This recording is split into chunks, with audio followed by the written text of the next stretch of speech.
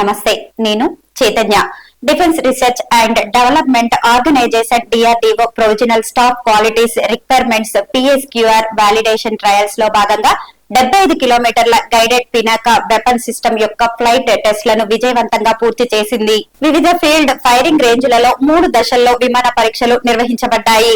ఈ పరీక్షల సమయంలో సాల్వో మోడ్ లో బహుళ లక్ష్య నిశ్చితార్థం కోసం పరిధి, ఖచ్చితత్వం, స్థిరత్వం మరియు అగ్ని రేట్ వంటి పిఎస్క్యూఆర్ పారామితులు రాకెట్లను విస్తృతంగా పరీక్షించడం ద్వారా అంచనా వేయబడ్డాయి.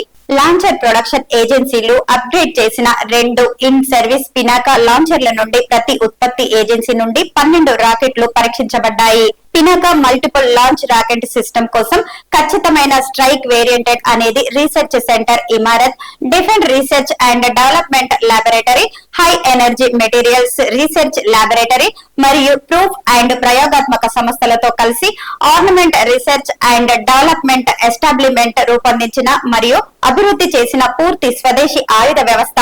ఇండియా లిమిటెడ్ మరియు ఎకనామిక్ ఎక్స్ప్లోజివ్స్ లిమిటెడ్, మందుగుండు సామాగ్రి మరియు టాటా అడ్వాన్స్డ్ సిస్టమ్ లిమిటెడ్ మరియు పినాకా లాంచర్ మరియు బ్యాటరీ కమాండ్ పోస్ట్ కోసం లార్సెన్ అండ్ టూబ్రో ఉత్పత్తి ఏజెన్సీలుగా ఉన్నాయి.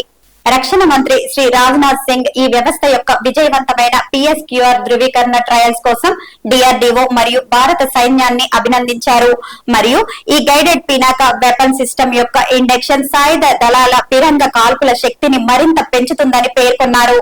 Secretary department of defence and D మరియు చైర్మన్ డిఆర్డీఓ డాక్టర్ సమీర్ బికామత్ కూడా ట్రయల్స్ తో సంబంధం ఉన్న బృందాలను అభినందించారు మరియు భారత సైన్యంలోకి ప్రవేశించడానికి ముందు రాకెట్ వ్యవస్థ అన్ని ముందస్తు విమాన ట్రయల్స్ ను పూర్తి చేసిందని తెలిపిన డిఆర్డీఓ